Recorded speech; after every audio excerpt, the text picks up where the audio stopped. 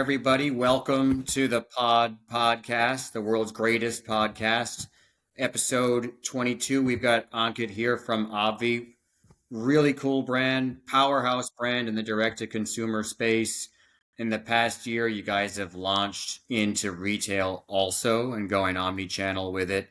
You've got a few lines of product that have been dominating in the space, picking up a whole bunch of social media activity along the way, but really interested to hear about the humble beginnings and the origin of what got you into this in the first place and what got you from here to there and where you're going next. So welcome to the show. So, Oh, thank you. Thank you for having me on, Peter. I think this is the first time we've actually met. But my team, they sing their praises about you, so I'm really glad to have you guys as a partner. Yeah, I'm just going to start. My name's Ankit. I'm the Chief Brand Officer and one of the co-founders at a company called Obvi. Obvi is a women's health and wellness supplement company. We started in the collagen space. And a little bit about that. Actually, let's take a step back. I met my co-founder in college. He's our CEO now, Ron. He was my roommate in college. He was an accountant, and I was in art school. And we never thought we'd ever work together. Now, mind you, this is prior to, Facebook ads and people selling stuff online. And we didn't really even know about CPG or what that was.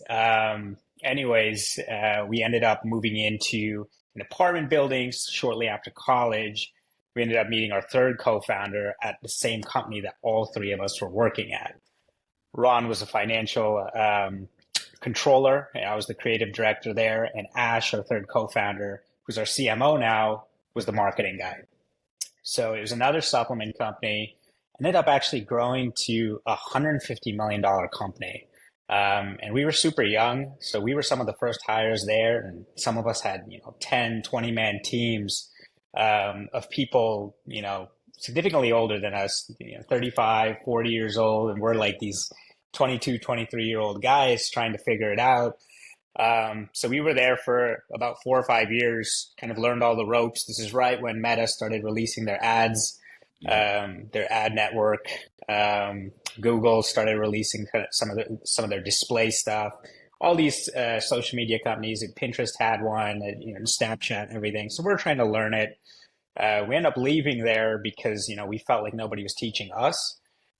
Since we had gotten there straight out of college, we ended up starting a consulting agency for health and wellness brands and helping them market. Now, the beauty of this was we used this time to play with other people's money and try to learn the ad networks. And it was super successful. We actually had some really big clients back then, Performix, Redcon One, some of the bigger ones. Just trying to learn, what works on these platforms, what doesn't work. Eventually, we ended up closing the agency down, and we felt like we were ready to start our own brand within this space.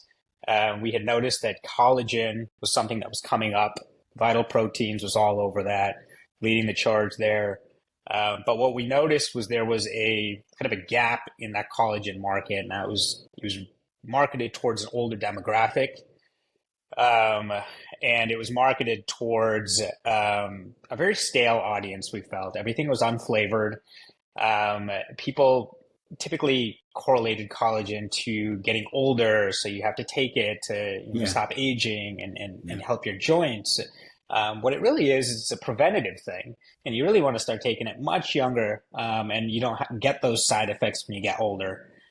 So we felt like there was a gap there. Everything was unflavored. So it's like, okay, let's come out with something really disruptive. What we did is we created this bright pink brand and released a line of collagen flavor. Now, first of all, collagen is very hard to mask as a compound. It's very hard to mask. That's why they hadn't done it in a while, or they hadn't done it back then. We did about 3 months of just iterations, finally coming up with a flavor system that kind of masked that collagen taste, and then also enriching it with nutrients that our competitors didn't have. So it pretty much was something that wasn't on the market. I filled a gap, filled a need, and we came out with flavors that mimicked our nostalgic cereal flavors. So like fruity pebbles, Uh, cocoa crisp, whatever it is, cinnamon toast That's crunch. genius. Yeah. Yeah.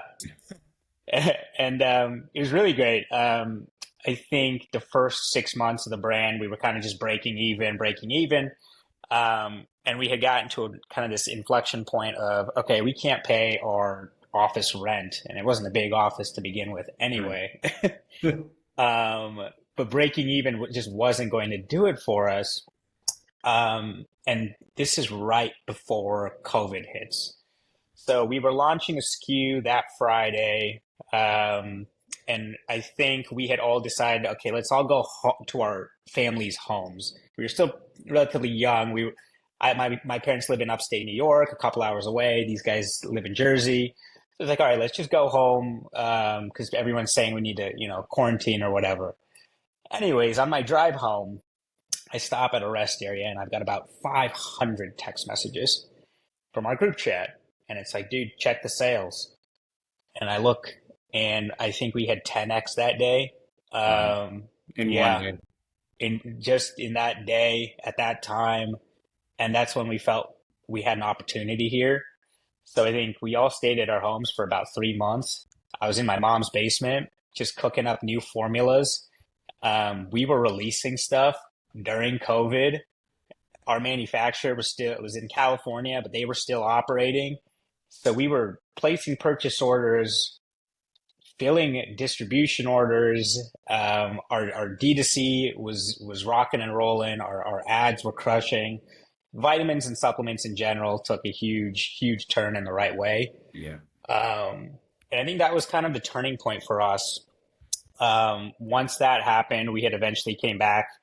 We ended up expanding our team, got a bigger office. I think we moved 3 times in this building. We now have the biggest office in the building. We're right next to Harry's and Hulu. So it feels good. We started out in this really small closet. It was a closet that we turned into an office, and we said, "Can we rent this?" Because that's all we could afford. But it's really cool to see the team grow, the changes. But up till then, it was all direct to consumer. So retail was something we didn't know about. We're marketing guys, digital marketing guys. Even in our prior company, the 150,000 or $1 million company, they never ever did any retail. I think they had gotten into GNC, but they had a couple products in there, weren't really pushing it, weren't successful in it. So we never thought we needed it. We're like, okay, our margins are going to get killed there. It's something we don't need because our online is doing so well. But what ends up happening is you become platform reliant. We were so reliant on Facebook and some of these other platforms, and when the algorithm changes, everything gets messed up. Yep. So by not having retail to almost hedge, then you're very platform reliant, and now your business relies on another company. So what we wanted to do is become a lot more omni-channel. We ended up hiring a VP of sales, brought in a sales team under him, and slowly just started dabbling in it. I think we were doing direct to wholesale when we started, and then eventually we ended up getting into Walmart about 2 years ago. Got into Walmart, and that was kind of our snowball effect. It was a national rollout, and now we're getting into grocery, which has been. Honestly, I didn't think that was going to work for us. I didn't think that we belonged in grocery, but grocery is doing better than specialty supplement stores for us. Yeah. So it's a really cool learning experience because some brands they build their brands in retail, and I know that was prevalent before this online stuff started, and that's pretty much how you had to build your brand. And now the world has kind of changed, and you realize that there's this whole other side of the curtain, retail, that you never knew about. Yeah.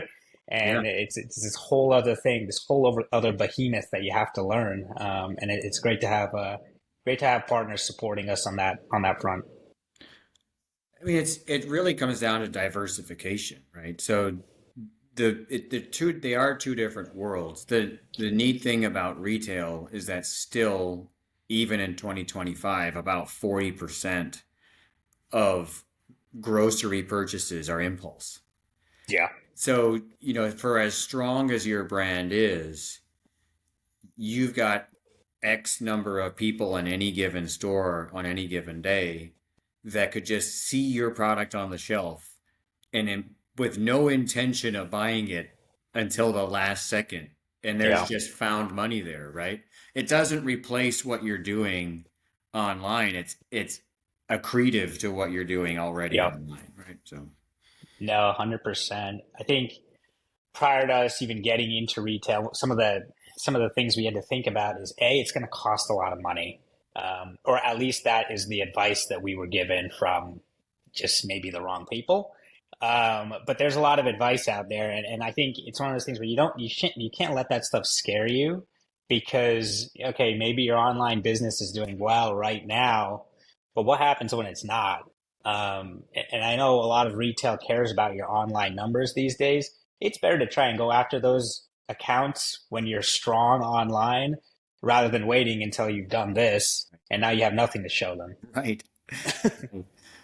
Right. I mean, you're in a position of strength when you're growing and you've got high follower counts and you've got strong D2C volume. You're in a position of strength in front of a retailer, and Right. that's the force multiplier. You can double down on it right at the right moment, and that's just a tailwind. No, absolutely. I agree. So you've got a few different lines of product. I mean, do you want to talk a little bit about, I mean, you've got, I mean, it seems like everything is selling well from our point of view, but where are you headed next into this new year? You've got a lot of really cool products. What are you most excited about in the next year coming up? No, absolutely. So, like I said, we started with our collagen peptides, which were flavored. Since then, we've come out with a bunch of different products in a bunch of different categories. But the main thing that we like to keep consistent throughout our entire line is that every single thing has collagen in it. Now, there's an infinite amount of collagen you can really take. I'd recommend 20 grams of collagen in a day. That's going to probably get the job done. But in all honesty, you should be trying to get as much of it in as you can.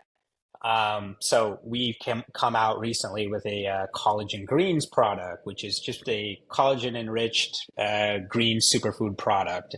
Yeah. We've come out with a collagen colostrum, same thing. Collagen hydration, which is an electrolyte mix with collagen and hyaluronic acid. So what we're doing is, and what we found that's worked is taking existing products on the market that are doing really well, but adding innovation to them. So by adding 5 types of collagen, you're already differentiating yourself from the competition. You Right. can't just go in there and put the same thing on the shelf with a different label and hope that it's going to sell. I think you have to find, what are your core values? What does your brand stand for? And then expand off of it and try to have some sort of consistency across your product line. We even have things like collagen carb blocker, which is it's a carb blocker with collagen in it. We have weight loss supplements with collagen in it. Collagen isn't just for your hair, skin, and your nails. It's actually really great for your gut inner lining, rebuilding that. It's great for your joints. It's great for recovery. And then there are nootropic benefits that are being studied now as well. So I think that really is our base, is that collagen. And what we do is we try to put 5 types of collagen. Most companies will give you bovine or they'll give you marine, and Yeah. both of those do very separate things. Bovine is more for your performance. It's more for that joint health. Marine is more of your beauty products. It's going to do well for your hair, skin, and nails. For us, it's like we don't want to compromise. We want to put the bovine in there, the marine in there. Give me the eggshell membrane. Give me the bone broth. Give Yeah. me every single type of collagen you can give me because honestly, it's a pretty powerful ingredient. Right, so that's a differentiator for you, and it seems like it's pretty defensible too. I mean, there are other collagen products, but it seems like once you would have a customer, you're gonna be pretty sticky because Yeah. a lot of the other products just don't have the breadth of efficacy that you've put in there, right? So you've done the Yeah, homework. absolutely. It's not just the homework though. I mean, you've invested in that ingredient quality, right? So you're Yeah. probably not at the highest margins you could be, but you're looking more at the big picture of how you can grow your market share, right? Absolutely. And I think, our product now is very different from when we started. And I think brands get this wrong all the time is you don't need to create the perfect product when you start. Right. Create what's affordable for you and what's going to work for your business. When that becomes successful, you can start adding to your product. As long as that's a goal of yours and you plan on improving your product as much as you can throughout the journey, then you're doing everything right. But to say, I need to come out with the best packaging, the best ingredients, the best this, the best that right away, it's not feasible. Right. Awesome. Well, I mean, I'm really interested in this. I could talk about it all day. I think we've got a great partnership. We're really excited and honored to be working with you. I'm really personally excited to see, where it goes next and how you can keep on growing. I think the sky is the limit. It's it's the kind of product that should appeal to anybody Yeah, everywhere. So it's just a matter of getting that good word out there, really. So, absolutely. Hey, Peter, thanks for having me on. And you guys are great partners. all right, thank you. Thank you.